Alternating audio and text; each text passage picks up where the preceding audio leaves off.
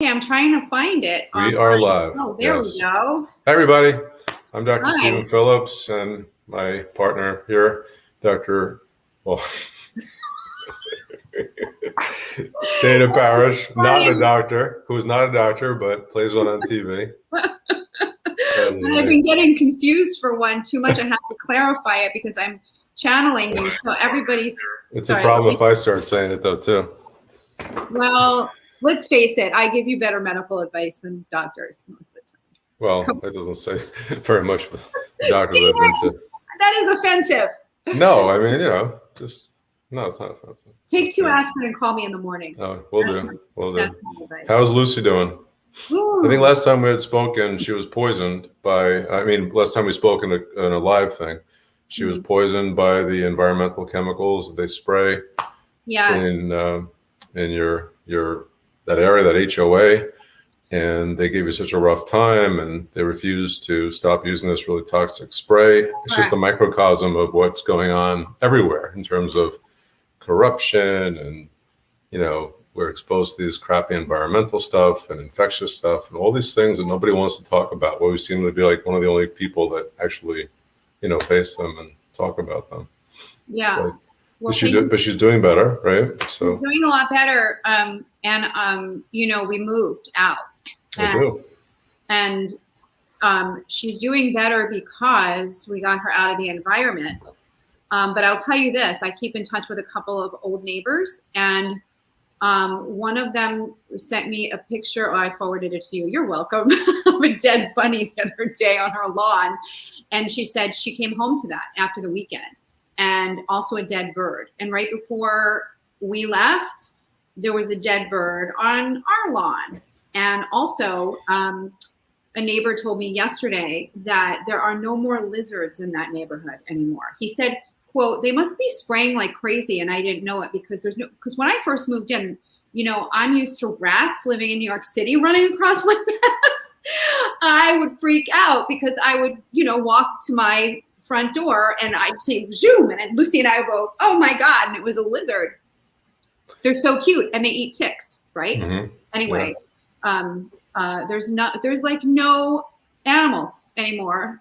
There's no creatures, and that's really a bad sign. And I'm worried about the kids that live there and the other animals, and I've raised it with the HOA, and they don't care. And the people didn't it cost like $10 more per year or something for a house to change it to a non-toxic version? I think that's the part that just really astounds me. I think an extra cup of coffee. Yeah, exactly. When you put it like that, it's really, they didn't care, and they were annoyed with me for raising it, and they didn't care that somebody's golden retriever died. They didn't care that there's bunnies, dead animals found in the neighborhood strewn about, and they've been told. But the thing is that maybe, so the animals, the pets, the wildlife may be more sensitive to these things, but what is it also doing to the humans over time? To live in that environment, it's like, Love Canal or whatever. I would have moved out. I was telling you, move out. Yeah. It's just not worth it. Well, I'm grateful that you told me that. It was very hard. We just finished unpacking like the last box when this happened. So a hard cross-country move, a difficult thing to find a house in the middle of a pandemic because nobody wanted to show. Don't forget, this was like October. I moved to California in June, lived in an Airbnb until I found a house in October, moved in, unpacked all the boxes, get poisoned, have to move again. Yeah. Just saying, it's very traumatic. It makes New York City rats sound wonderful. Well, the thing with New York is that, because there's not a tremendous amount of green space, you're just not exposed to this level of constant chronic herbicide spraying and pesticide spraying. You just aren't. Yeah. And I've had Lucy 12 years in the city and no problems, and I've had no problems. This is the first time something like this has ever happened. It's really terrifying because it's like the COVID thing where it's like this silent airborne, dangerous, terrifying thing, and you don't know where you're going to be exposed to it next. I've had instances since you and I've talked about, like, she'll get this little bit symptomatic again, and you keep saying she's probably getting a little bit of exposure, and she probably is. So Shelley Miller, an aerosol scientist, is going to put Lucy in a little study. She's from University of Colorado Boulder, We interview her for the book. She's awesome. She's doing a pesticide and herbicide, like a toxic chemicals study at the university. And she said that she would put Lucy in it, and she'll wear like a little sensor. And I'm going to wear one too, so that whenever we're exposed to stuff, we'll be able to learn what's going on and where. And maybe the results may be shocking. They really may be. Yeah. I mean, I wouldn't put Lucy back in that environment, but it'd be interesting to just walk around your old neighborhood with the sensor and keep the sensor, like drag it around, like where a dog would be with his or her nose. But also, we have to say that your breed of dogs is especially sensitive to toxins, and some breeds and some genetics vary. And she's like the canary in the coal mine. So you're kind of thankful that you have her, because you were set off to this. Because what if you had a dog that didn't get any symptoms? You just be exposed slowly over time. It was a beautiful place to live. You could just live there for a year or 2 years and been exposed to these things, and I've never really had any acute effects. But what would the chronic toll be? I don't know if I told people that when this happened, I got sick too. And remember, I called you. My face was swollen. Right, but we never would have put two and two together. Exactly. Who would think that you're getting sick from pest? It's not something that we would think of. But all my symptoms went away when I moved out. Right. And also, just for anybody watching, because there's so many pet owners, and I know you are also concerned about this issue, because I've heard from a lot of you, and I completely understand. 2 things that helped Lucy, other than taking her out of the environment, which was crucial, was fish oil. There's a pet that's called Nordic Naturals. They have a dog version that I've been giving her from the vet. And also this other supplement called Senilife, Senilife. I get it just at walmart.com. I mean, you can get it all over the place, but it has like ginkgo biloba, resveratrol. It has some stuff that gets into the brain that's supposed to be good. And I have noticed a big change. Right. One of my patients told me his dog, an old dog, just really came back to life with a curcumin supplement. Really helped him. Says that's like a puppy again. I need to know what that was. I need to know what that was. Yes, I know. I have to follow up on that for you. So a lot of people are saying, we haven't been seen for a while, and it's nice to see us. I'm sorry that I've been absent. My father died last month, and I've just been in a really horrible state. This has been such an awful year for me. My brother died last July, and then my father last month, and it's just been it's basically been nonstop grief, unfortunately. Yeah. So it's so hard, because in the midst of like what should have been the best time, or a really happy time of the book release, and going on all these shows. I know my father was like my biggest cheerleader. I always say if I pooped in the corner, he'd give me a standing ovation, and and he would have loved it. Absolutely loved to see all of this, and could see any of it. So. Yeah, it is. It is just an unbelievable time. There's no. I guess humans go through this, but yes, that's why I've been pretty much laying low. Just been going through the motions, keeping up with my practice and the research stuff, and just trying to do that. So. Well, I'm glad to see you, and I know I'm so sorry. Of course, we talk all the time, so you know how I feel, but I'm very sad about what you've been going through with your family, with your brother David. So let's talk about some news, which is kind of cool. That Bruce Patterson study, everybody's talking about it. He's a doctor. He's studying long haul COVID, but he's also studying it in relation to Lyme and ME/CFS, and he thinks that he has a very good people are telling me he's got a great protocol, and I'm dying to watch this video that a couple of people have sent me. I guess he's giving a talk about his work, but can you talk a little bit about his new preprint? Basically offers evidence that COVID infection, there's evidence that remains for up to 15 months. And it's not shocking to us, because we had evidence that remained at 6 and 9 months, and 15 to me isn't, once you pass the 3-week stereotype where it's supposed to be kind of out of you, anything, if you find it at 6 or 9 months, I don't, think it's so crazy to find it at 15 months, but it's just, again, it reinforces this, how the paradigm is broken, that people think of viruses as either acute or chronic, and it's something in between. They're very gray areas, and not everything is HIV or influenza. There's things that are in between, and other coronaviruses were shown to persist in the body, like the classic cases when they showed coronaviruses in MS patients' brains, for a long time. And, it means that we have to have therapies designed for long COVID, I think, that aren't just purely immune suppressive, which is where No, the I research agree. is going. Yeah. It's kind of what they do. Chronic symptoms, here's an immune suppressant. I mean, maybe it's this reasonable in some ways to take the edge off of abnormal inflammation, but the research basically, when they look at immune suppressants, they don't look at abnormal versus normal immune suppression, and they spin it in a certain way. When I was very, very sick, they begged me to go on immune suppressants. I mean, absolutely begged me, and I just kept refusing because I knew I wasn't. I knew that the same immune system that kept me healthy for so long didn't just go off the deep end all of a sudden. It just didn't make sense to me. We should So, clarify what that means, because I think there might be new people that don't know what is wrong with taking immune suppressants when you have an infection. So if somebody has we have to think of infections as fast-growing infections and slow-growing infections. And the fast-growing infections, like the bacterial ones like strep and staph and E. coli, doctors understand. And all the slow-growing infections, they really don't understand. As much as they say that they do understand them, they don't. Even like one of the most well-studied ones, tuberculosis, is a slow-growing weird infection that's bacterial. And the true TB kind of specialists don't really think that they're curing TB patients, but they treat them for long periods of time with combinations of antibiotics, and they largely do better. But sometimes, rarely they relapse. And there's some iteration of that theme with other chronic infections, with things like Lyme and Bartonella and Brucella and Coxiella and these other ones like tularemia. They're really, really stubborn, and they keep coming back. And sometimes they're really just hard to get under control.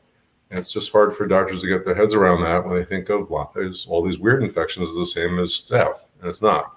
The staph, it's either like you kill the staph infection or it kind of kills you, and there's no middle ground where it just sticks around chronic. But these slow-growing bacterial infections are weird, and if you take immune suppressants and have a mild version of them, you can settle down a lot of the symptoms, but it helps the bacteria to get deeper and deeper. So like studies with Lyme show that if you give immune suppressants before treating with antibiotics, the patients do worse. Even with something as simple as a Bell's palsy presentation, people do worse when they give steroids with doxycycline versus just taking doxycycline on its own. Right. The doctors are very quick to give steroids. But yeah, it's very hard to refuse immune suppressants when you're in agonizing pain and your knees are the size of cantaloupes, which mine were, and you just feel like nothing's working. And people should know that things aren't hopeless. Like when people come in on immune suppressants, I don't say, "Oh, go off immune suppressants." I say, let's offer you some options to try and get at the cause. And if and when, we can get you better, then you can make your choice as it's comfortable for you, as it makes sense for you. And a lot of people end up going off immune suppressions simply because they don't need them anymore. Yeah. Someone's asking, what's an example of immune suppressant? Something like a steroid is a short-term immune suppressant. They usually don't give it long-term, but things like methotrexate, which are chemotherapy drugs, they wipe out the immune response. They're carcinogenic, which means they can cause cancer. And then things like Enbrel and Humira and Remicade and, Stelara and Cimzia, and it goes on and on. There's a bunch of them. So, how much money do these drugs earn? I think they're worth 700 billion when we last figured it out, something like that. I could be off, but I think it's like $700 billion dollar industry.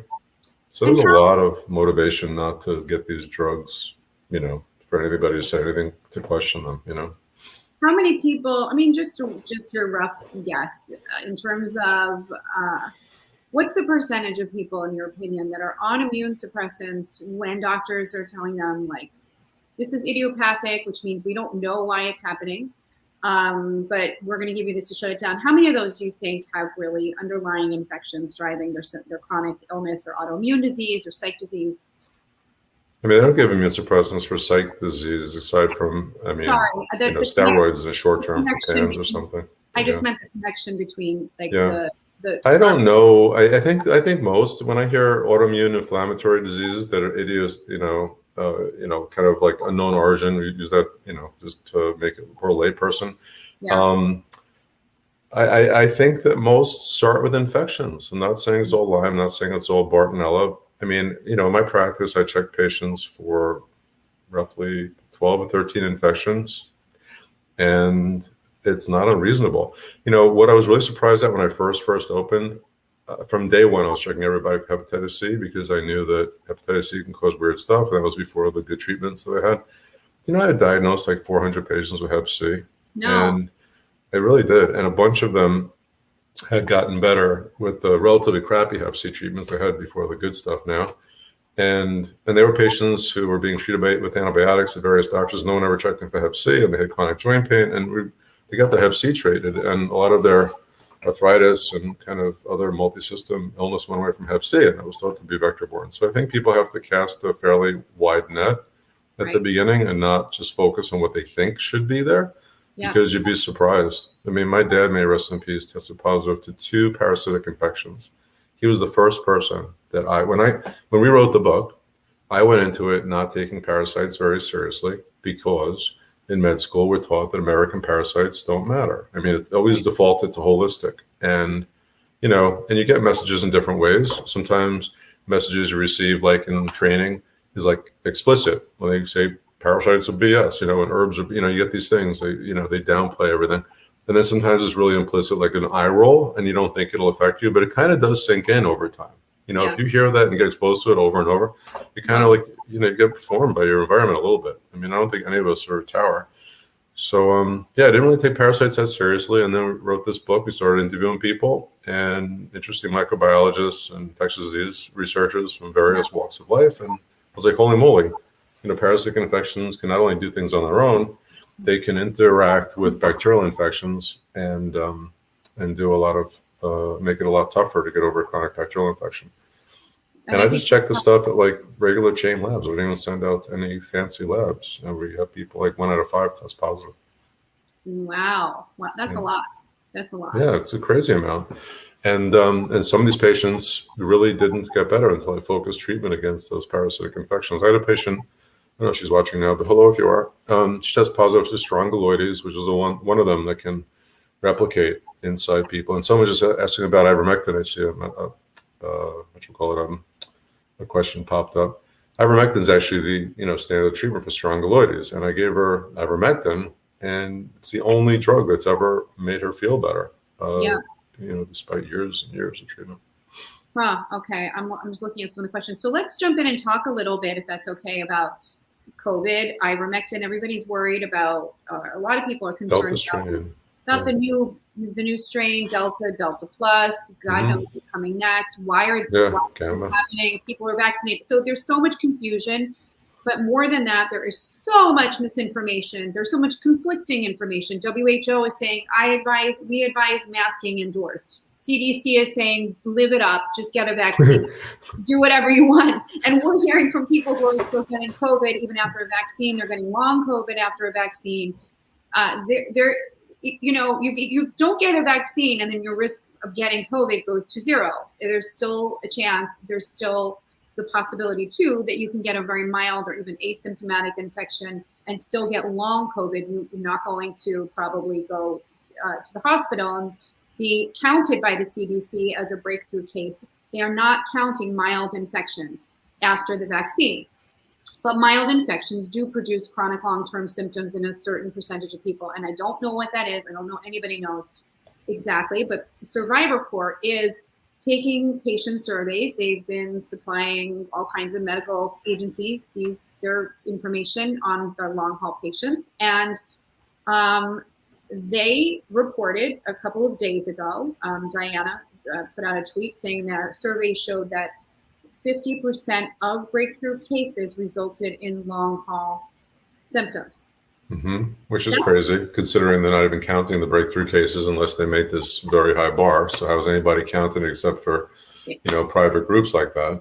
Exactly. So I just want to say, I'm sorry that we're always downers. But we're trying to protect you, and we don't want you to get long COVID because, who needs another chronic illness, right? Nobody needs another chronic. I know what it's like not to be able to breathe because I had heart failure from Lyme. That's it. There's no other. I'm not super scared of things and super neurotic in real life, but this is a deadly virus that is also chronic. In a large number of people, we are seeing chronic symptoms after they get the virus. Why the hell would you put yourself at risk if you could avoid it? It's insane and it's stupid.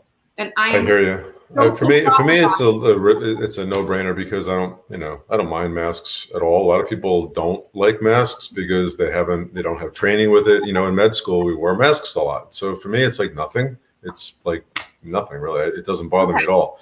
But most of the places unmasked around here as well. And I'm still seeing patients that and can't do telemed in the yeah, backyard in my office, and yeah, I wear a surgical mask with a gaiter. I look like a terrorist, yeah, and it's a great look. And that's, what I think is the safest. And we do COVID rapid antigen tests beforehand. We all wear masks. It's like we take so many precautions still because unfortunately the narrative is always oversimplified. yeah. And one thing that I learned from we did 70, 75 interviews in like 42 days, in like 6 weeks for the book. One thing that I kind of learned from all these television and radio interviews, when they kept saying, dumb it down. If I had a nickel every time, like press people said, imagine you're speaking to a 5-year-old. And Yeah. it's like that's the last way my mind works. I would never dumb it down for people. I would try to make things not like hardcore medical lingo, like make it understandable. But you don't want to like oversimplify it to the point where we lose the truth and the value of what the information is. And unfortunately, it's so diluted that people aren't getting the necessary facts to keep themselves safe. It's really not right. So let's go over the facts. COVID is Okay. airborne. It is almost primarily spread through the air. When Correct. you talk, when you breathe, when you sing, when you shout, you are producing aerosols. So right now, if I was outside and it was cold, you would see the aerosols like smoke coming out of my mouth. You have to think about the virus spreading like smoke. So when you are inside a room and there are lots of people talking, you're having dinner, you have to imagine all of them are breathing out smoke. So you are in a heavily aerosol infested room.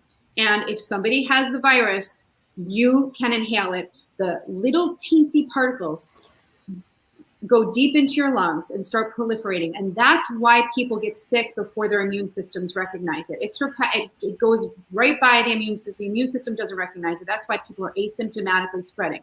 Just want to explain this because there's so much dogma and there's no asymptomatic spread. Yes, there is. That's like what most of it was. That's what all the super spreader. Well, that's what most of the vaccinated spread is asymptomatic spread. Exactly. I mean, asymptomatic. The problem with it is that they're all leaky vaccines. Right. So when people don't understand that, or some people do and some people just don't know, like my mom doesn't understand anything to do. Can you explain what that means? A leaky vaccine is when you're still contagious despite the vaccine. We kind of all know it, but we don't take into account what that implication means. And my mom, for example, is 88 and she thinks everything is foolproof and it's black and white. Everything's black and white to her. There's no gray. So she thinks the vaccine, it's done and she can't possibly get COVID. But your mom's friend died of COVID after 2 vaccines. Correct. Our mutual friend's sisters, her family, 3 people in her family, right, was contagious. Mother died after. I'm just saying, yes. So the problem that I have is that they've dismissed early treatment options, like every early treatment option. Now ivermectin has risen to the level of evidence that it's ridiculous. There's this thing called evidence-based medicine, which is good in concept, and sometimes it's counterproductive in reality because a lot of doctors hide behind that as excuses for things. And at first, when the original work with ivermectin came out, they said, oh, it's just, some lab data. And then they said, oh, it's just some observational case reports. And then, oh, it's just some observational studies. Oh, it's just 1 randomized control trial. Oh, it's just 2 randomized control trials. And now there's a meta-analysis, like these large, these meta-analyses that have multiple randomized control trials. This is it's the top of the pyramid. It's like the height that you can possibly, the highest point you could possibly get to an evidence-based medicine is a meta-analysis of randomized controlled trials. And now that also shows that ivermectin is beneficial, like markedly beneficial. It's not the only game in town. I talk about it a lot because it is so safe. But there are many things. Fluvoxamine is really promising. I wish they would do more trials on that so I could, talk more about it. But and there's a bunch of other ones that are in the works. And even vitamin D. There's so much evidence about vitamin D, and people it just doesn't resonate. It's not the information is not getting out there how people need to protect themselves. So I was messaging with one of the FLCC doctors with one of the FLCC doctors a couple of days ago and saying, what's the deal with ivermectin now regarding Delta? And, he said, we don't know yet. Like anecdotally, one of the doctors there says it works as well. One says that the early treatments are not working as well. Ivermectin, is not working as well against it. However, what they do still advise is prophylaxis. They still think it's working very well, which means taking it before you get sick, taking it to prevent sickness.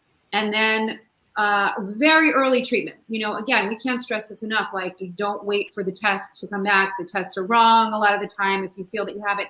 So another thing I'm reading, Delta, I'm reading what the Chinese and the Indian doctors are saying about Delta.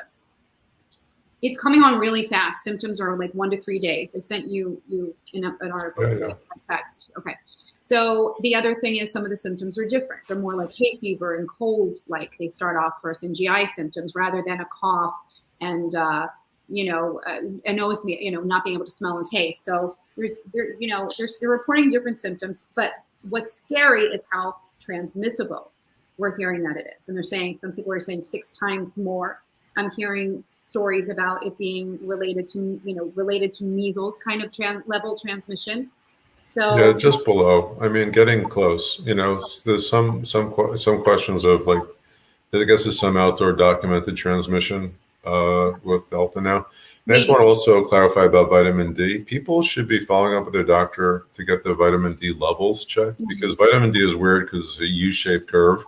And this is for some people have heard that vitamin D is so helpful in COVID. So now I'm seeing some people come in with a toxic range of vitamin D. You really have to know what your level is, because the optimal level is around 60.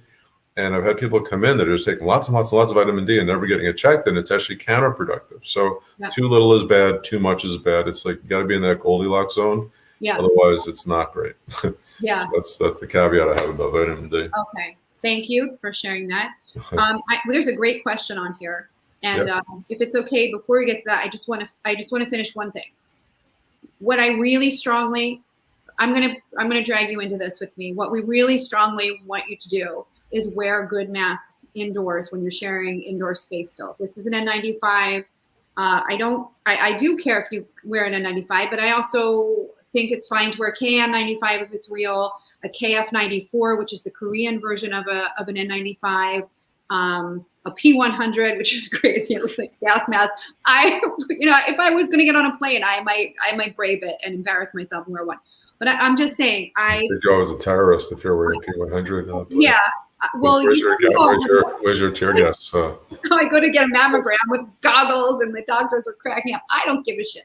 The truth is, as long as I'm not breathing this thing into my lungs and I'm doing what I can to protect myself, I don't care what anybody thinks. So I still recommend, in the advent of Delta, you have to protect yourself in indoor air. Outdoors is a question mark. I wouldn't be like going to a Springsteen concert in Central Park yet, but that's just me. I want more time to see what's going to happen with this. If you need such a low dose and it's so highly transmissible, the laws of physics would say you could still get it outside. And I'm not overly worried about it yet, but it is just a word of caution to be aware that. Yeah, I'm not so sure. I'm hearing mixed things about pathogenicity, how much it causes disease versus causing less disease. I mean, typical viruses get more contagious and less virulent, less deadly as they go on because they want to kill the host.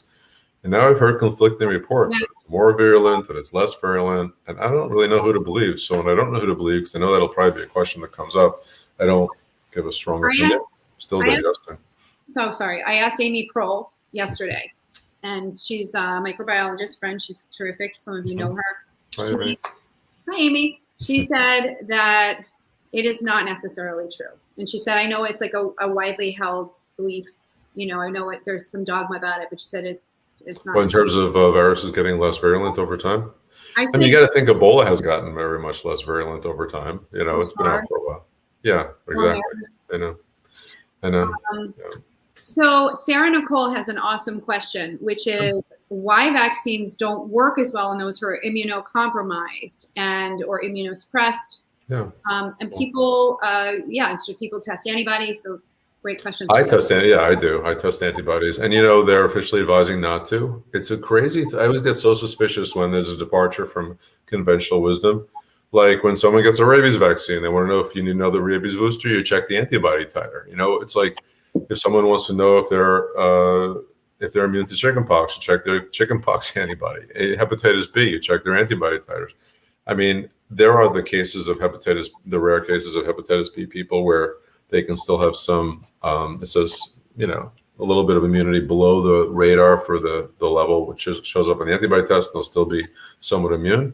But in general, checking antibody titers is like a tried and true way of doing things. Mm-hmm. And now there was some guidance saying, like, it's very much like, don't look at the man behind the curtain, like Wizard of Oz.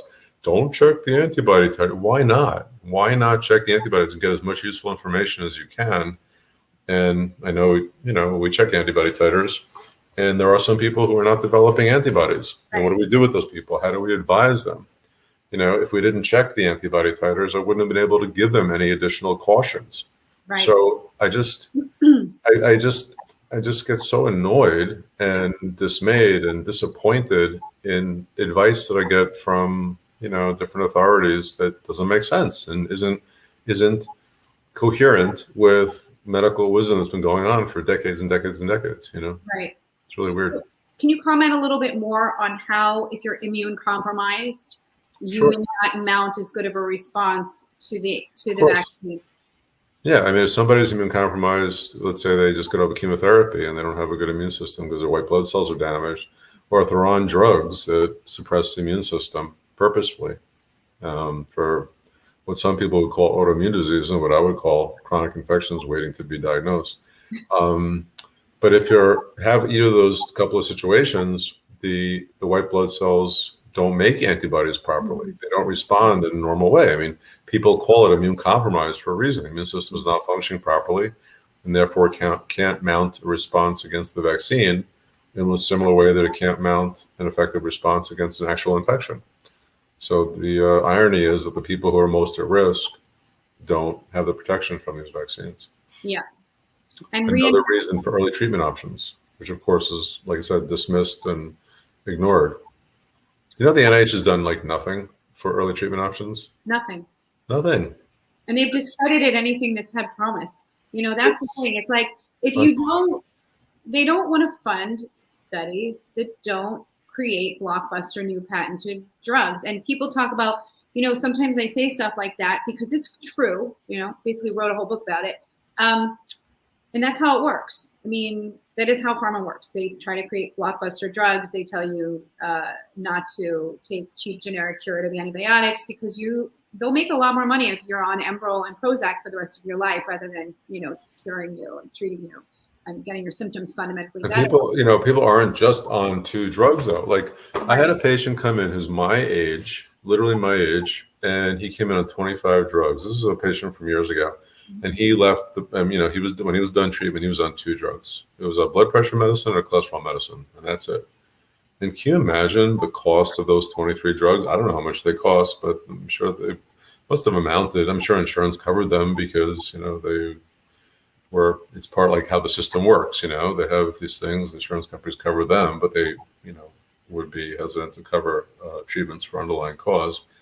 And it seems like a very kind of nepotism situation. Like it's so embedded with many layers of close relationships and ties between these authoritative figures that kind of write these rule books on what should be covered and what shouldn't, and how to treat this and how to treat that. And it's there are errors. There are errors on many levels, and I don't know. It just struck me.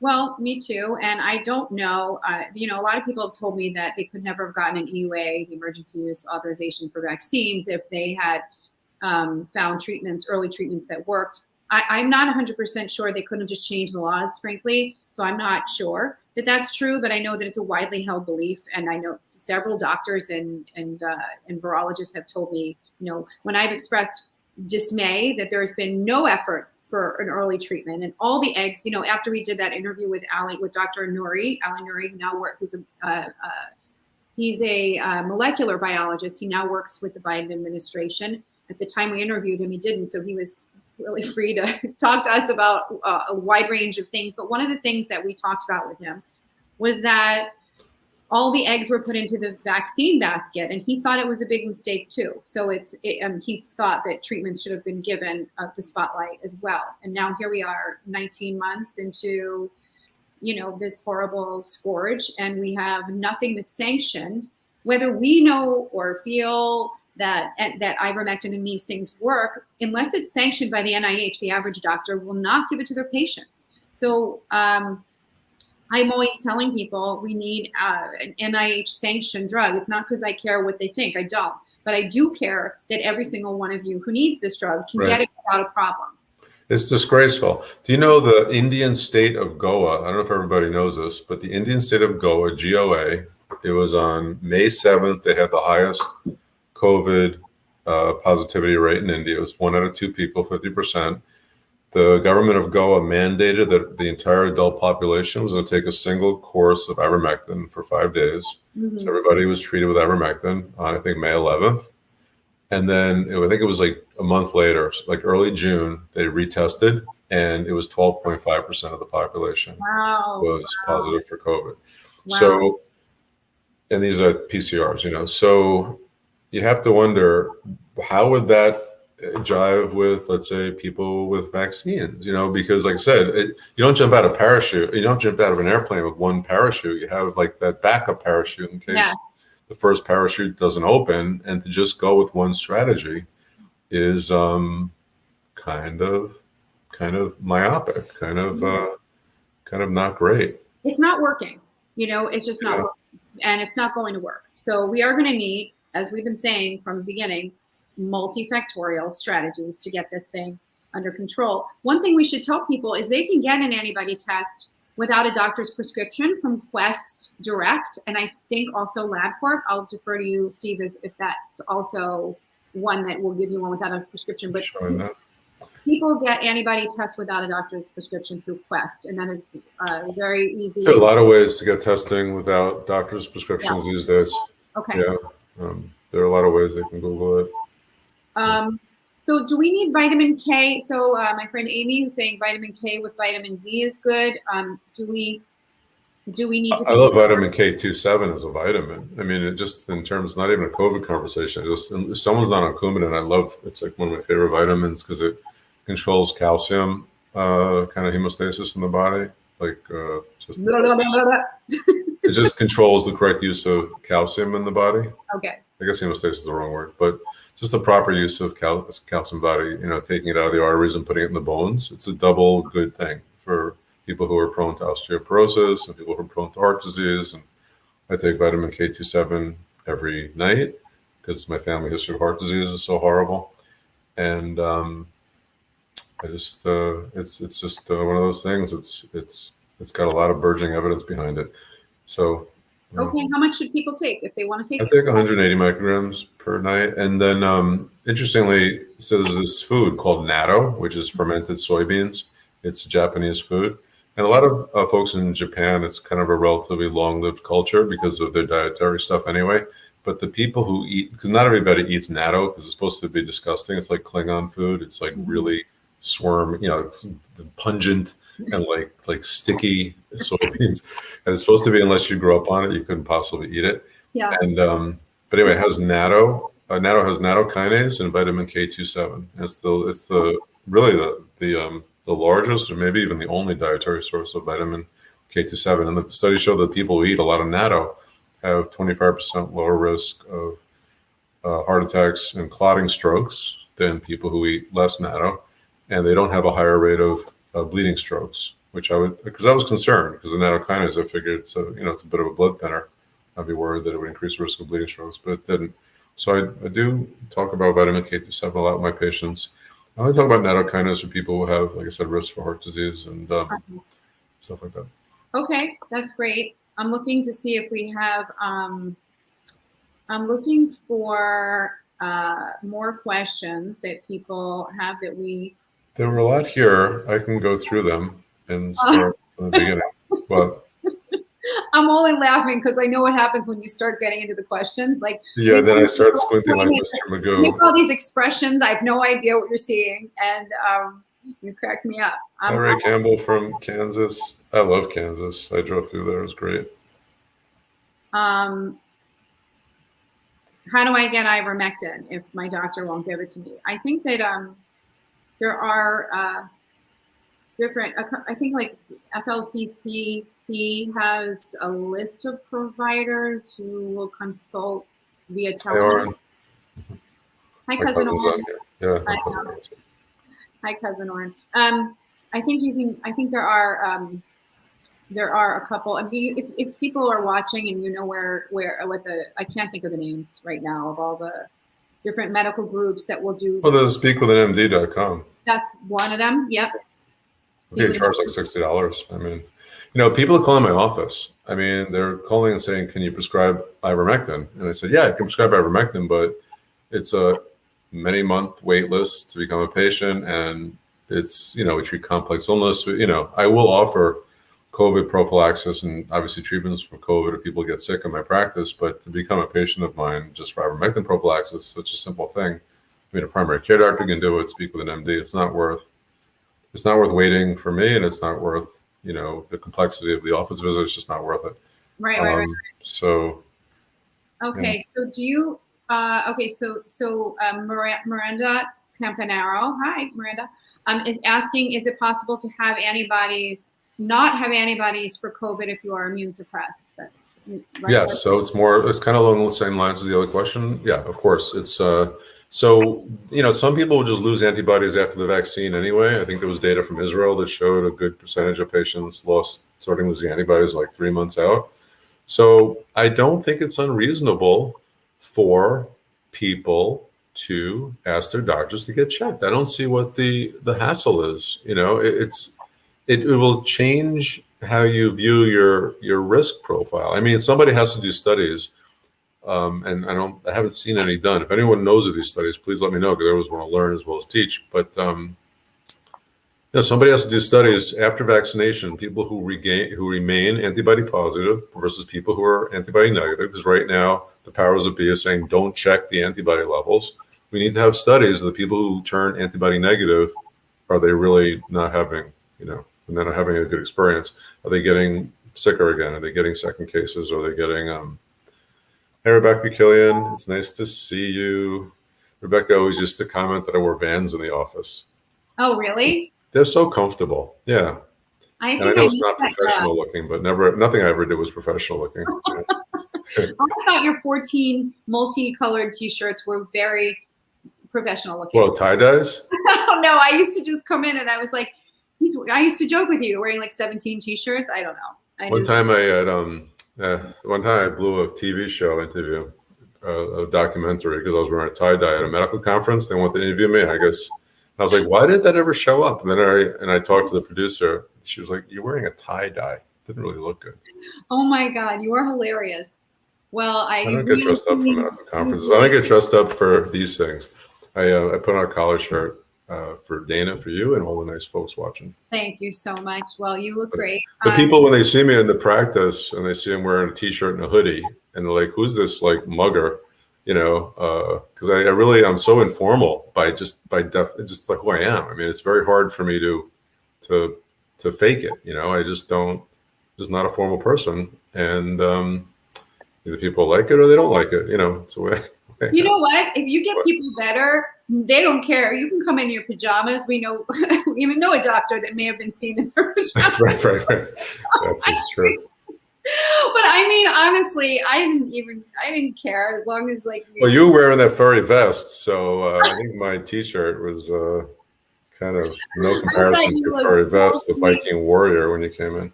You look totally respectable to me. Thank you. Okay. So monolaurin, I'm sorry I lost the question, but somebody asked what dose of monolaurin, I think Joy, somebody named Joy Gold, hi Joy, asked what dose of monolaurin that you recommend. So in my patients, because I don't give medical advice to people who are not my patients, but just so generally speaking, we have a monolaurin instruction sheet, because we went back and forth on monolaurin a couple times already. At first, we were just having people start on the dose recommended on the package, which is a scoop 3 times a day. and people are calling saying they're having incredible flares of illness, and really it was hard to tolerate. And then we changed the instructions, have everybody go out, because it comes in little pellets. It's very easy to go up slowly. So then we started saying everybody go up very, very slowly. And then people started calling up and saying, now I don't know if it's working because I didn't have a Herxheimer and it can sometimes take a while to work.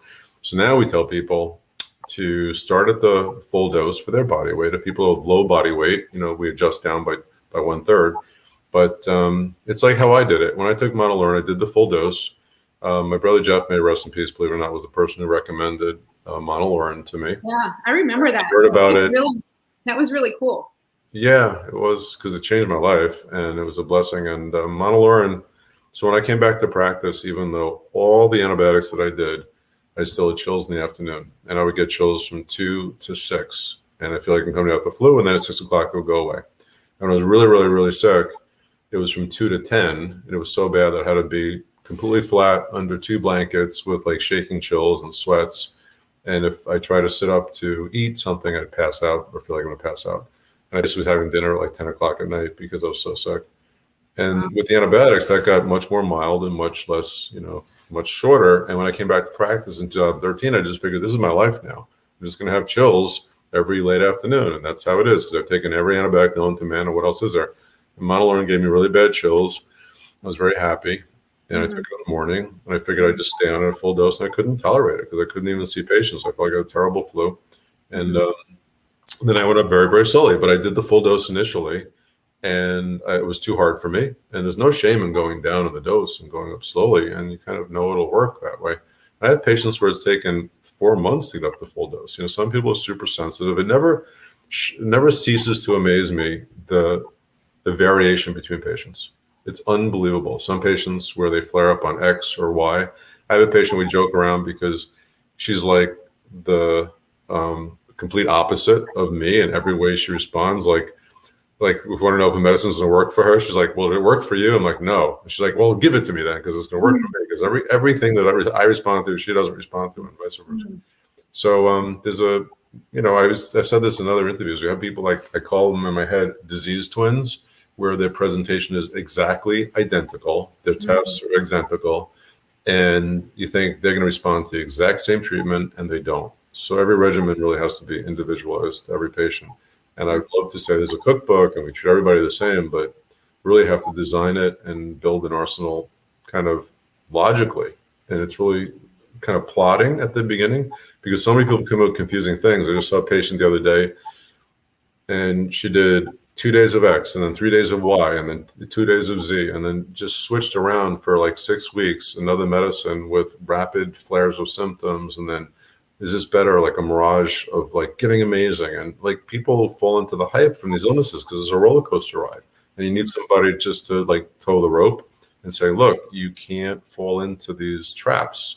Because it's very deceptive illnesses, and it's the long game, not these short-term, hills and valleys that really tell the story. Yeah, well, that was true for me too. I mean, everything. My treatment is different from a lot of people that you've seen, because I hear from your patients all the time, and they'll ask me, "Did you try this? Did you try this?" There's a lot of stuff I never tried, so I don't even know that much about some of these drugs that people take. So another person wanted to know how much vitamin D you recommend for your patients. And vitamin D is relative to the level. Like for example, when I was really sick, my vitamin D was a 10, which is very low. And I literally was taking 100,000 units per week, which is double the prescription dose of vitamin D. I was getting my levels checked monthly. It was going up like 1 point a month. And then when I finally found antibiotics to really help me, my vitamin D shot up like to toxic levels almost within like 6 weeks. And it just goes to show you, like when you're really, really sick and fighting a bad infection, your vitamin D gets used up terribly, or you can't use vitamin D properly, probably a little bit of both. And when I got well, relatively speaking, I just didn't need a lot of vitamin D. And now I take vitamin D sometimes when the mood strikes me. I'll check my levels, this and that. But I don't take tons of it because I don't need tons of it. And if I don't take any, it doesn't tank. It stays in a decent level just from sunshine. Oh, that's great. I take 5,000 a day, and then you test me every day. Yeah, because last time you checked, it was like It was suddenly normal. low. Yeah, it was good. Yeah, it was I good. was getting lazy taking it. I think, you get tired of taking pills. I took like at some point when I was at my height of Lyme hell, like 55 pills. So I was taking a ton of supplements. When I say 55 pills, I had 1,000 milligram things from Pure of vitamin D. So it's not like I was taking 55 different drugs, but I was taking a lot of Chinese herbs, antibiotics, So I sometimes feel like you can't swallow another pill, but I'm back on 5,000 a day. Right. I try to take B12. I try to take magnesium. So somebody else asked about magnesium. I like magnesium. What do you think? What do I you? love magnesium. Let me comment more about vitamin D for a second, though, Okay. because it so depends on your blood level. Like for my patients, we pretty much check vitamin D frequently. So we usually have a fairly updated blood level unless they haven't been to see me for a while. Yeah. And for COVID, it's a different story. Like if we know someone's vitamin D when it was last checked a couple of months ago was, let's say, 35, which is really, too low, and they come down with COVID, I'm probably going to give them 50, prescription dose vitamin D for a few days in a row in the first few days of their COVID. And that's a very high dose, but I don't want them to have going into COVID with vitamin D deficiency.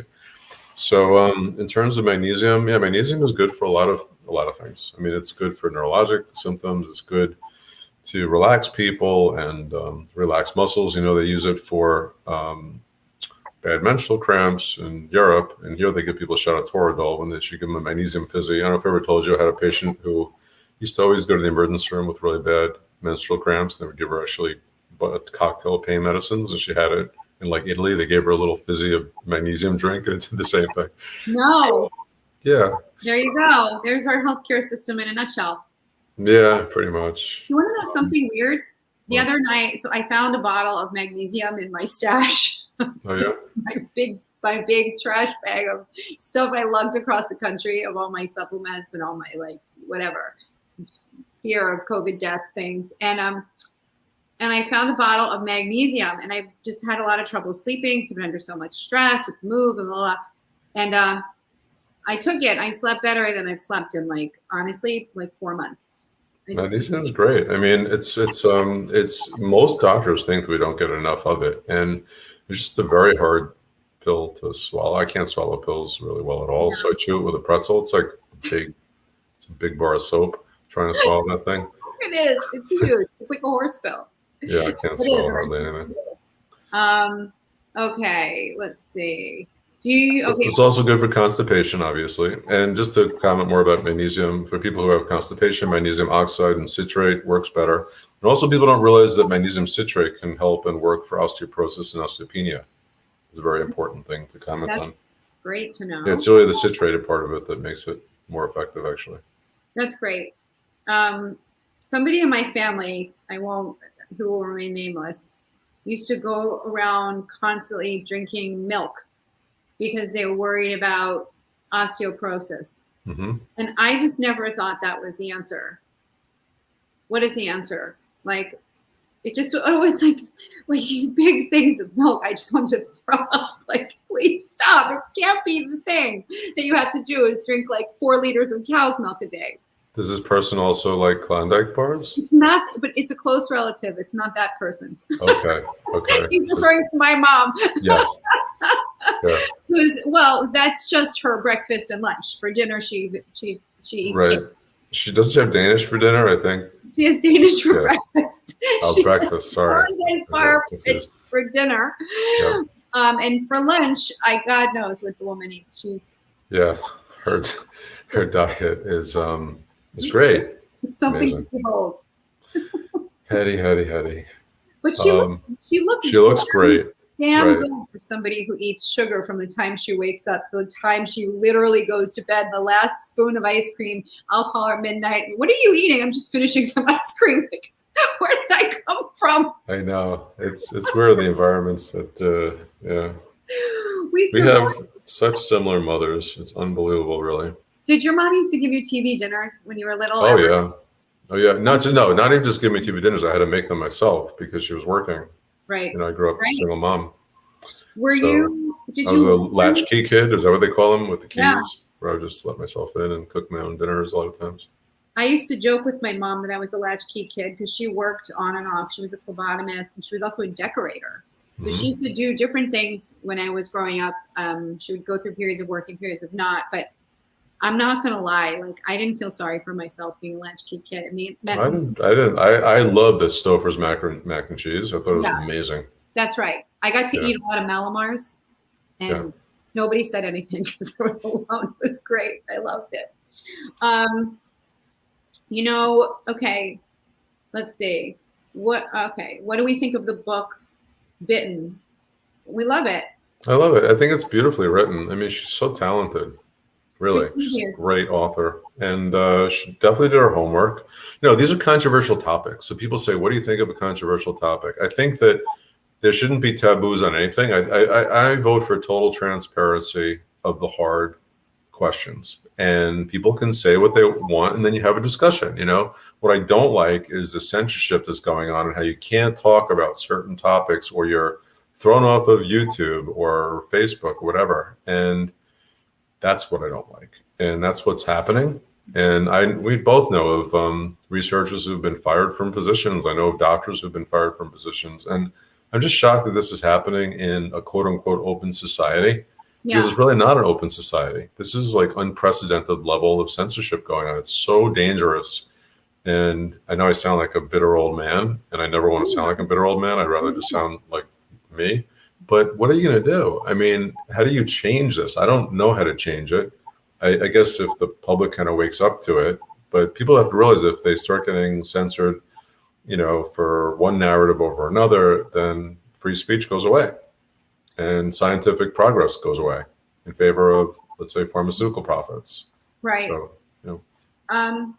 Yeah, there's a lot of secrecy, and there's been historically a big cover up or a big, secret kind of little small world of people who know a lot about and are willing to talk about gain of function research, which is taking a pathogen, taking a virus or some kind of a bacteria and making it more contagious and more dangerous. And there have been historically hundreds and hundreds of lab leaks. And this is super well documented. You can read about it in USA Today. It's not like, darkweb.com. You can read about it. It's all out there. So a couple of times, like early in the pandemic, when we were concerned, like we need to know the origins of COVID, because if we don't know the origin of COVID, we may not know how to figure out what to do about it, and also how to stop it from happening again with something else. We're not allowed to talk about it. Now, all of a sudden, it's not taboo to right. But I'd like to point out that we both discussed it heavily and tweeted about it and everything when it was taboo, because neither one of us are willing to stop, talking about it. We kind of pushed to the point before we get censored, we don't take it past that point because I won't be able to talk about anything. But, the deal is that the truth is the truth. Eventually it comes out, and you have to kind of like almost play the game of what you can talk about, because otherwise you won't be able to get any message out, Right. And but yeah, we were talking about gain of function at the very beginning. When I first saw Luc Montagnier talk, he gave an interview in French, and it was English subtitles, but it speaks in Tell French. people who he is. He won the Nobel Prize for. Luc Montagnier is the co-discoverer of HIV and won the Nobel Prize in infectious disease doctor from France, and he's like in his 80s now, and he's retired and he has nothing to lose, and he spoke frankly about what he saw. I mean, if anybody's going to know HIV sequences, it's going to be Luc Montagnier. And he said there were HIV sequences inserted into COVID, and it was plain as day. And a lot of his colleagues that were virologists felt the same way, but none of them were willing to come forward because they all had grants to lose. And he doesn't have any grants to lose. He's retired. He doesn't care. And it was a purely kind of honest interview. And it was on French TV. And I saw that early on. And then I started doing some digging, because I really, that struck, just resonated with me strongly. And when I did some digging and we started interviewing people for the book, it was so obvious. And we started, we went down that path. So it was obvious in the beginning. It was obvious to anybody who's really an honest virologist or in this field. And it was absolutely ridiculed for what, 6 months, 9 months? I don't know how long since A year, about a a year. a Very year. recently. Right. And now all of a sudden, now it's not crazy. All of a sudden. And I I'm don't even know okay. why it turned. I don't know why the tables turned. Right. That's what I I wanted don't to even say. know. There's no Like, new what's the agenda now? right. There's no new evidence. Right. Right. No, everybody knows like that the miners got sick. That was known. I had an article that I posted and you and I read like last March, okay, 2020 about that. And all the information that's known now was known 1 year to 15, 16 months ago. And it's just the narrative change. I don't know, but just people should know like NIH sponsors gain of function research. So, and lots of scientists need money from the NIH in order to do their work. So people can't speak out because they will lose their grants. And Someone said I'm not old. Thank you, Richard Brooke Powell. Thank you. you said what? He says I'm not old, which is nice. You are not old. I mean, listen, every age group as you get older, it seems like you are who you are, and everyone else looks younger or whatever. But when I thought of 55, when I was like 25, I mean, that was just ancient. I mean, 55 yeah. must seem old to you, Dana. You're a little kid. My nephew my brother told Graham that I was 100 when I turned whatever a couple months ago, and he called me, "Man, Dana, you're 100." Like, to you. Thanks, Gary. Oh my God! Now my nephew's going around saying that he has 100-year-old. Your nephew is such a like old soul, you know. Yeah. Can you tell some your Graham stuff? Yeah, well, when he was like almost 2, we were eating pizza at a restaurant, and my brother was sitting across the table from me, and Graham was sitting next to him, and I wanted to hold Graham, and my brother lifted him across the table, and I pretended like, oh, and he looks at me, and with this glimmer in his eye, and he goes, "I heavy." But he was always hilarious, and like he just says crazy stuff. What did I tell you? He's definitely like, I don't know if he's reincarnated from like someone who went on vaudeville or something, but he's like a little character. He's smart and funny, and he loves, like, when he was like really a baby, he loves music so much. He's super musical, and I'd say like, "So who do you love?" He goes, "David Bobo," and he loves Bowie. Like he just, and I'd say, "So who else?" Queen, and you could play him music, and he's like, "That's Queen, Freddie Mercury," and you're like, "You're 3. Like, what is happening right now?" Yeah, he is. He is something else. What did he say? You are. Is it dark town? Is it dark in your atmosphere? I don't know. He said something really just wild. Dimension. Right. Is it dark time in your dimension because he's back east and I'm up in light here, and he was trying to understand how, and he's dark time in your dimension. Anyway, I live for this. I live for the wild. It's very impressive. Yeah, it's a trip. I love. I have the cutest little niece and nephew ever. So, all right, Steve, I don't know if we've answered how you are a young boy. Hi, David. I haven't seen your brother in like way too long. My brother David's on here? Yeah, your brother David's on here. Hi, David. He's calling you a young boy. Oh, yeah, young boy. Yeah, we're all good. I'm sending my love and kisses to David. Okay, who else are we? What other questions? I think we've kind of gone through most of the questions. If we missed anything glaring, can you speak now or forever hold your peace? Should I speak this? There's really a lot. You know, my eyes are really, really, I wear these glasses and the screen is always too small for me. And, there's always a million questions that we can never get to, unfortunately, with these things, because there's so many. Well, let me ask you something. Yeah. Laura Marsh, Imperioli, is asking, have you had Lyme patients test positive for HIV? Maybe false positive or true positive? You may have to do another test to find out if it's real or just cross over from Lyme. Rarely people can have false positive HIV tests. I've had a couple of patients who, before they saw me, they were sick. And I've not had anybody that I tested for HIV come back positive where it was, a false positive. But I've heard that story in a couple of patients. And I have seen some patients with hepatitis C where we think it was a false positive because the antibody was just slightly over the border and the PCR was negative. Mm-hmm. It's hard to say with those patients because hep C can go away on its own. Something like 85% of the patients that get hepatitis C develop chronic infection and will be PCR positive before treatment, and 15% resolve on their own. So we don't know those truly false positive. But for HIV, which usually doesn't, very rare, you heard these miracle cases of resolved HIV. But yeah, for those cases, yes, I have seen the rare, we're talking maybe 2 or 3 patients over the years who tell me they had an HIV antibody that was positive, and then they did multiple HIV tests after that, and it was negative by both antibody and PCR. So it may not be a cross-reactive with Lyme thing at all. This is not a common situation. I just want to tell people that lab mistakes happen all the time. I was once paged in the middle of the night, like 3:30, 4 in the morning, for somebody with no platelets, like 3. The platelets came back at 3. I sent her to the emergency room where she went to get her platelets checked, and they were totally normal.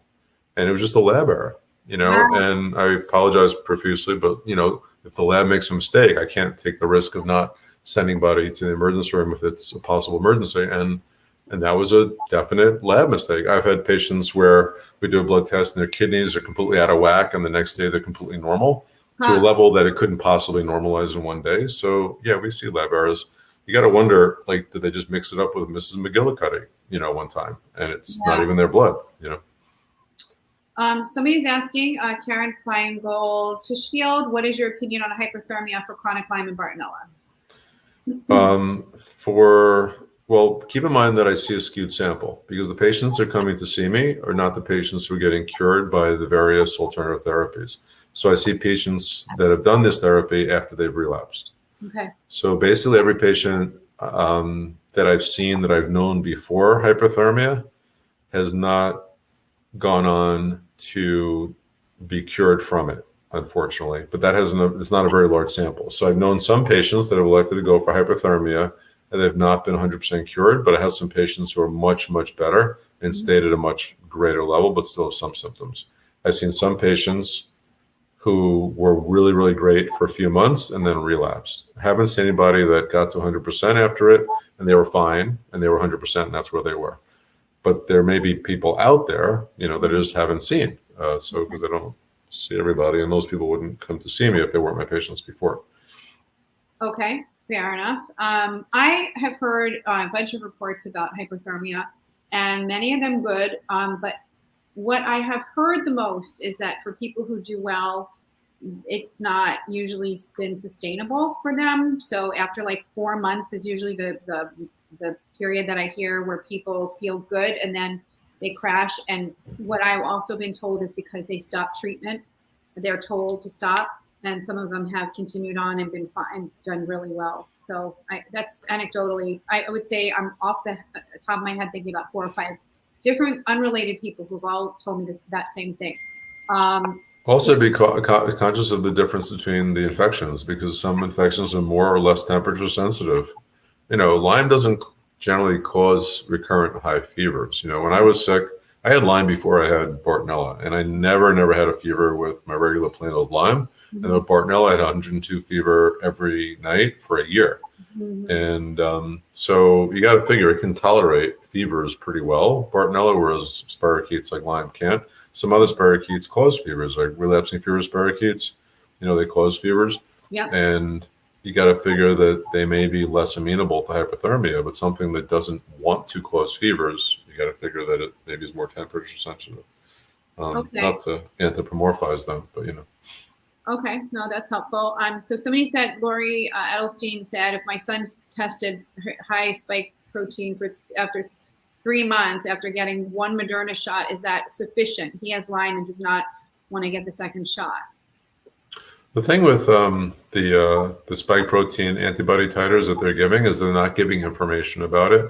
They're giving, it's a semi-quantitative test where they say it's above this level. It's called the level in the sand. And they're not saying that above that level is immune or not. That's the problem. So it's good to have antibodies show up. I think that's a plus, as opposed to not having antibodies show up. I mean, if let's say we tested, someone there were no antibodies, I would be if it was below the level, I'd be bummed out. But it's hard to say without guidance and studies, which they need to do but are not doing because of what these authorities are they're running the show. they're not doing the studies because they don't want people to get tested and they don't want to follow this, but they should be. And so yeah, I guess the take-home message from this is that if antibodies are showing up, it's better than if they're not, and we don't know at what level is the ideal because no one's doing the research. Okay. Yeah. Well, one of the things that I think people don't know too is that antibodies wane over time. So whether you have a natural infection or you have a vaccine induced antibody response, it's like, I read one study, I read some data out of Israel that said that they dropped precipitously after 3 months. Did you read that too, Steve? Yeah, I mentioned it before, actually. Okay. All right. But I don't know. I mean, then you hear 6 months. I know somebody who was in a study and who's still for Pfizer and still had some antibody after 6 months. So I don't really know, but I think people should probably be aware that that these are probably not going to last forever. And that even if you have them, maybe it's a good idea to check on them every once in a while, and just see where you are if you're concerned about it. I mean, I do it for my dog, like for various infections. I think we should do it for ourselves too. They should also realize that the guidance that's been given about things by certain individuals, because at first there was someone who was saying, oh, it's going to last for 2 years. No. Based on what? A new virus with a completely new technology vaccine, and someone's prognosticating on how long the immunity is going to last. And meanwhile, like we said, the Israeli study showed a significant percentages going down after 3 months. And also, there's some people that don't mount an antibody response at all. We should repeat that because there are a lot of immune compromised people who don't. We said that earlier, but if people weren't watching earlier, it's worth knowing. And I mean, Mickey Tall, who's a fabulous immunologist from Stanford, and now she's going to MIT, she recommends it as well. She's publicly Yeah, I think that the public should be wary of people who give these simple answers to complex questions, because we should make things as simple as possible, but not simpler than they could be, because that tends to be not so true. When it's super cut and dry, it's not super cut and dry. It's really messy and blurry. Yeah. And people know there's tools that they can use. Yeah, I mean, I still take quercetin. Also, we didn't even talk about quercetin as a useful tool. There's ongoing, studies in Turkey now because there was some preliminary data showing it was like 80% effective. The combination of quercetin, bromelain, and vitamin C. And unfortunately, I just heard another case of somebody who was taking a good amount of quercetin and it didn't work. No, and I've heard that too many times. I mean, I take it too, so I don't think that anything is foolproof. I'm not saying that they are, but if I had to say, if I was gonna, what I've done, I take a cocktail of stuff, and plus I take precautions, and I do all the things that I can do, and live my life. Kind of. The downside that I see, of course, is not that will it not work, because it's largely safe. As people should know that it could kind of negatively affect the thyroid if they take it all the time. Like, if I know I'm going to be in like a high exposure environment, I'm going to take some extra stuff, and then if I'm not, I won't. Yeah, and a high level environment for you. Sitting outside. Yeah, it's different than most people's. Right. It's like just going through the bank teller, the drive-up window. Yeah, exactly. Park bench with nobody in the park in the rain. You know. Yeah. Is that a person 4 miles away? Yeah, that's my high-risk environment. People, different comfort levels. I just, like I said, I like data, as you know, and we keep getting more data. But unfortunately, this virus is going to keep mutating. And at some point, we have to live our lives normally. It's just, when will that point be, and how will it be best? And we have so much information now. I really don't think that if any of us were to get COVID, if we got a multi-pronged early treatment strategy, I mean, who knows anything? But I think that the odds are so much better than they used to be. Like, thank goodness, because so many people that have passed away with the first wave of COVID, when there was no information about how to offer early treatment, and people were just on their own, And now people that become educated realize they have options for early treatment, and they can dramatically reduce their risks of death and long-term disability from COVID, just knowing simple steps. It's still not foolproof, though. None of them are foolproof. And that's why sometimes when I tweet about ivermectin, people think that it's like a one-trick pony. I tweet about ivermectin because it's the most well-studied. Right. It's got the most evidence behind it. It doesn't mean it's the best. It's probably not the best. It's a good one. It's one that I would take, for myself. but it's not the only one. It's not the only game in town. It's just one of an arsenal. We And all it's need not an a arsenal. panacea. It's not a panacea. It's And not a people panacea, but none not, of them are. right. The And vaccine people, is not a panacea either. There are no panaceas. That's what I'm saying. When someone tries to sell you something and it's so simple, they're not telling you the truth. yeah, people get really mad at me sometimes online because I am a proponent of ivermectin. I'm just not a diehard swear by it. I'm not going to take it and go and sit in Starbucks for 2 hours and read a book. Like, I'm just never going to do that.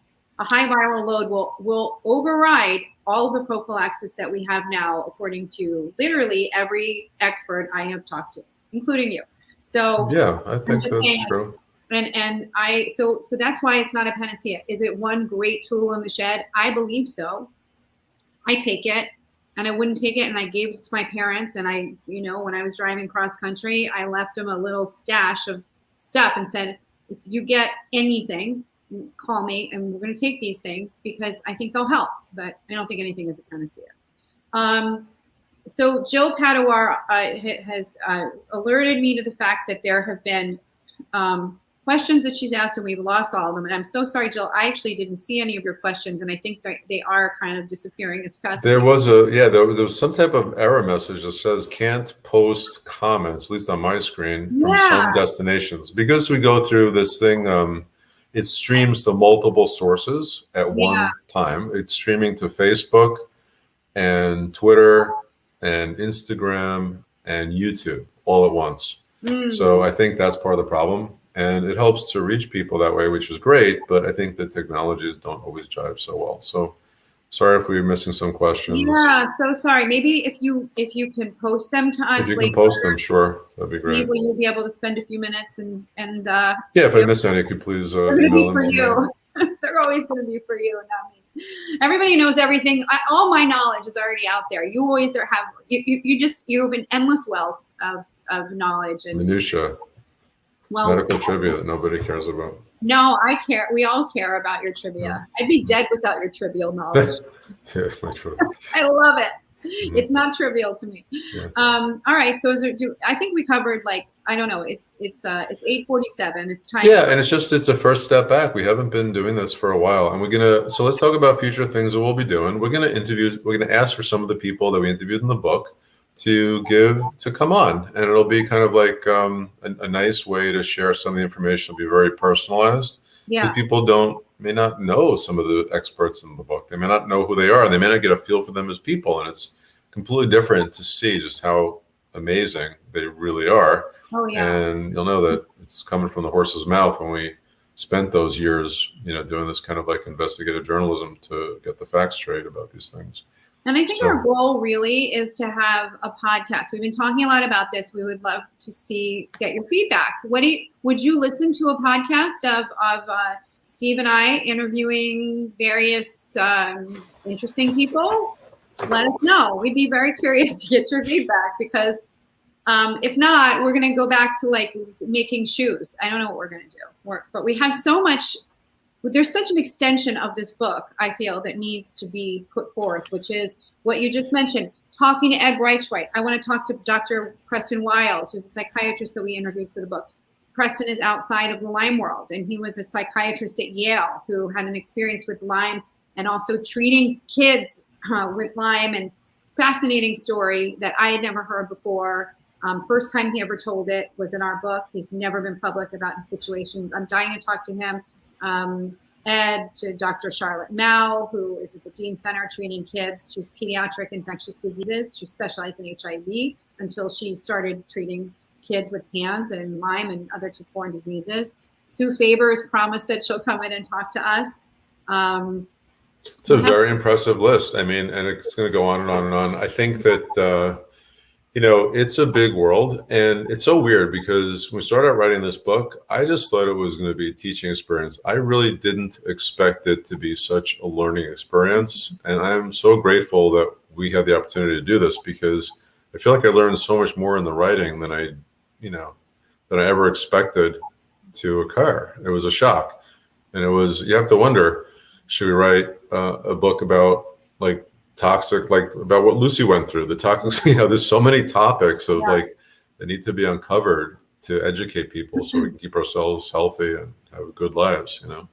Well, it is kind of What I'm talking about. fascinating. It was fascinating to, I mean, terrible, but to see what happened to her and so quickly. She was exposed to, I know we talked about it before, but she was exposed to a toxic herbicide called diclot. And she had, very quickly, she had a very severe seizure. She's not a dog who has any kind of neurological problems and any health problems. And she didn't know her name the next day. And she also looked like, I kept telling Steve that she looked like a Parkinson's patient overnight. And I like Zoom called with you, FaceTime, you know, showed you her. And you said she lost her sparkle. Like, what happened? Yesterday she was like this bright, alert dog. She's doing great now. But to see what happened to her, it just felt like seeing people that I know that have had these severe neurodegenerative diseases, and knowing there's another piece to the puzzle. Yes, we know infections can do this, but we also know so can toxins, and just to see it up close and personal. I don't know if we talked about BMAA on any of these Facebook Lives. It's in the book, but we should probably just touch on that real quickly. Yeah. I don't know if anybody knows about this, but if people have read the book or not, but there was a very high rate of neurodegenerative illness in Guam. And they sent this Harvard ethnobotanist there to try to figure it out. And he figured out that the people were eating these bats, these fruit bats, and the fruit bats ate the seeds of this like one plant. And in the roots of this one plant, there was a bacteria called cyanobacteria, which they sometimes, a misnomer, they call it blue-green algae. It's really not an algae, it's a bacteria. Okay. And it makes a toxin called BMAA, and it's a neurotoxin. And they showed in animal studies that it causes the exact type of neurodegenerative illness that they were seeing in these patients in Guam. And then they show that L-serine displaces the same binding site for BMAA. It's amino acid, and it could be this antidote for BMAA. And then this researcher looked around places in the world where there were outbreaks of neurodegenerative illness, like clusters, and found that there were blooms of blue-green algae nearby.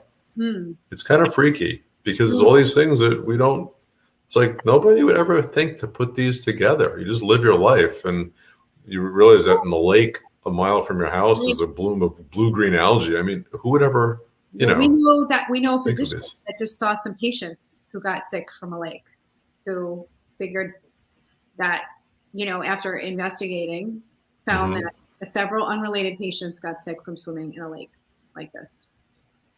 So it's really it's just, yeah, that's why medicine is cool. If you have kind of like the interest in going down these rabbit holes.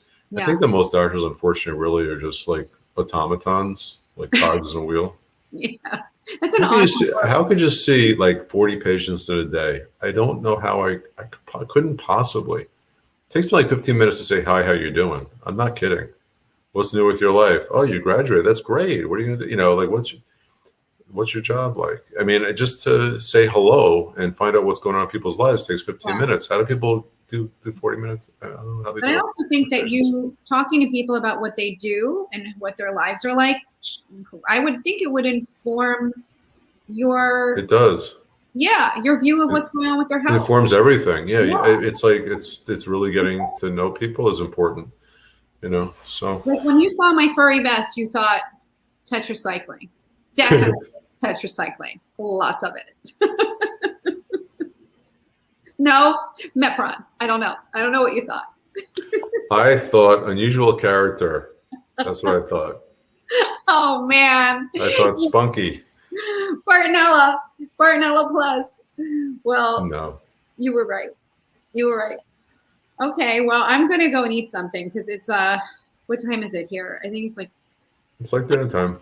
All right, well, thank you everyone for tuning in. It was very nice to spend time with you again. We look forward to the next time, which hopefully won't be a long time like it was the last time. We're going to round up a good cast of characters to interview.